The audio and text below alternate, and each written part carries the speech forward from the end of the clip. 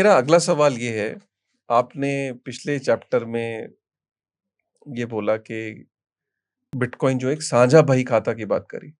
जब साझा कोई चीज़ होती है, तो उसमें लोग शामिल होते हैं और लोग शामिल होते हैं, तो लोग तो सर यहाँ पे 4 दोस्तों को ये मनाना मुश्किल हो जाता है कि पिक्चर देखने जाना है या मॉल में जाना है।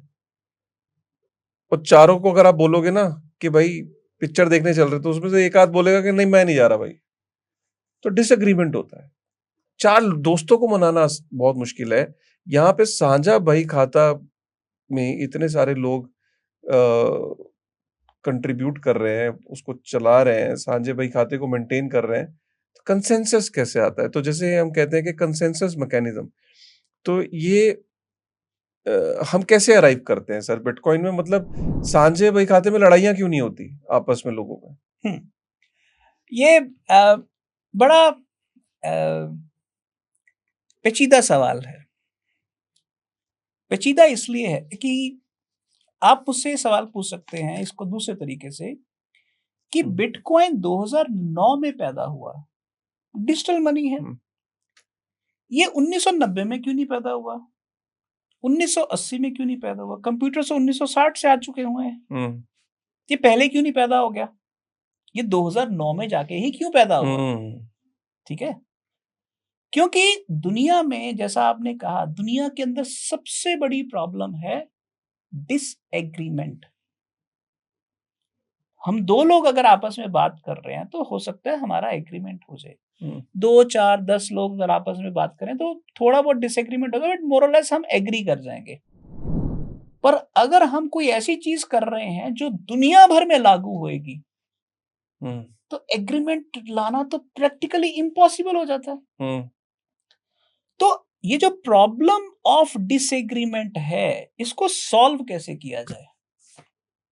और खासकर तब जब अगर हजारों लाखों लोग हैं, तो कोई बंदा स्वार्थी होएगा, कोई बंदा ईमानदार होएगा, कोई बंदा चोर उचक्का होएगा, कोई बंदा बहुत दयावान होगा। अलग अलग किस्म के लोग हैं। तो ऐसे केस में ऐसा सिस्टम बनाया जाए जिसमें डिसएग्रीमेंट अगर हो भी तो सिस्टम को नुकसान ना पहुंचाए। तो ये कैसे किया जाए? इसके लिए मल्टीपल पार्टीज के बीच में कंसेंसस कैसे लेके आए? हाँ, ये है बहुत बड़ी प्रॉब्लम। और जो मैं ट्रिपल एंटी लेजर आपको बोल रहा हूं, इसके पीछे की एक और कहानी है। वो है distributed and decentralised consensus mechanism. इसका मतलब क्या है? इसका मतलब ये है, अगर मैंने, सुनील अग्रवाल ने काशिफ को 5 बिटकॉइन भेजे, तो मेरे अकाउंट में 5 डेबिट, काशिफ के अकाउंट में 5 क्रेडिट और ट्रांजैक्शन हैश ब्लॉकचेन पर जाए। ये 3 शर्तें पूरी होनी चाहिए। पर ये 3 शर्तों के लिए उस सिस्टम को मैनेज करने वाले जो लोग हैं, उनका एग्री करना जरूरी है। ये कौन लोग हैं जो एग्री करते हैं? जैसे आप डबल एंट्री लेजर में तो होता था ना कि अगर 4 सर्टिफाइड अकाउंटेंट्स ने मोहर लगा दी कि भी ये लेजर सही है, तो लेजर सही है। ठीक है, सेटलमेंट फाइनलिटी हो गई कि लेजर परमानेंट है। तो बिटकॉइन में लेजर परमानेंट है, इसका फैसला कौन करेगा अगर कोई बीच में बंदा ही नहीं है? तो कंसेंसस कैसे होएगा? तो इसके लिए एक बड़ा कमाल का सिस्टम बनाया गया, और वो सिस्टम यूं है कि मनी सिस्टम या लेजर सिस्टम में एक सेटलमेंट एजेंसी तो चाहिए। डबल एंट्री में वो अकाउंटेंट्स होते थे जो चेक करते थे, वेरीफाई करते थे, वैलिडेट करते थे। तो ये तो डिसेंट्रलाइज सिस्टम है, इसके अंदर तो बहुत सारे लोग काम कर रहे हैं। तो वो कैसे किया जाए? तो सतोशी नाकामोटो, जो बिटकॉइन का फाउंडर है, उसने सोचा कि यार, इस सिस्टम के अंदर भी हमें अकाउंटेंट जैसा कुछ बनाना पड़ेगा जो ये चेक करेगा कि ट्रांजैक्शन सही है कि नहीं।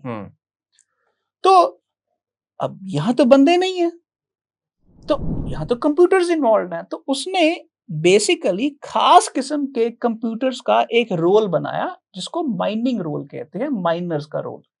यानी कि जैसे आपकी नॉर्मल भाषा में ऑडिटर होता है, बिटकॉइन की भाषा में वो जो अकाउंटेंट होता है उसको माइनर बोलते हैं।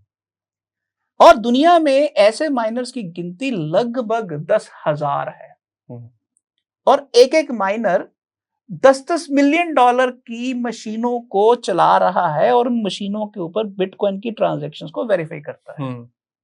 ठीक, अब आप कहेंगे ठीक है भाई, 10,000 माइनर्स हैं, 10,000 अकाउंटेंट्स हैं, अब ये एग्री कैसे करेंगे? झंझट तो यहां आएगा ना, ये एग्री कैसे करेंगे? तो वहां पर बिटकॉइन का एक प्रोटोकॉल है। प्रोटोकॉल बेसिकली क्या है कि बिटकॉइन के एक ब्लॉक कंफर्म हुआ, उसके बाद दूसरा ब्लॉक कंफर्म हुआ, दोनों के बीच में 10 मिनट का फासला है।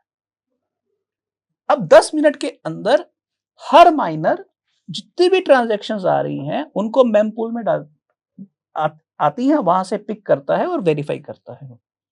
वेरीफाई करके मान लीजिए ट्रांजैक्शंस आई 2 लाख ट्रांजैक्शंस, तो उसने 2 लाख ट्रांजैक्शंस को वेरीफाई किया। वेरीफाई करने का मतलब है कि इस ट्रांजैक्शन का हैश ठीक है, इसकी पब्लिक की जनरेशन ठीक है, इसकी प्राइवेट की ठीक है, इसका क्रिप्टोग्राफिक एल्गोरिथम ठीक लगा हुआ है, और क्या टाइम पर गई वगैरह वगैरह, वो सारा कुछ प्रोटोकॉल के हिसाब से ट्रांजैक्शन की वैल्यूज वगैरह चेक करता है, पैरामीटर्स चेक करता है। अगर वो ओके हैं तो उनको एक सलीके से पिरो के ब्लॉक में दाखिल करने की कोशिश करता है।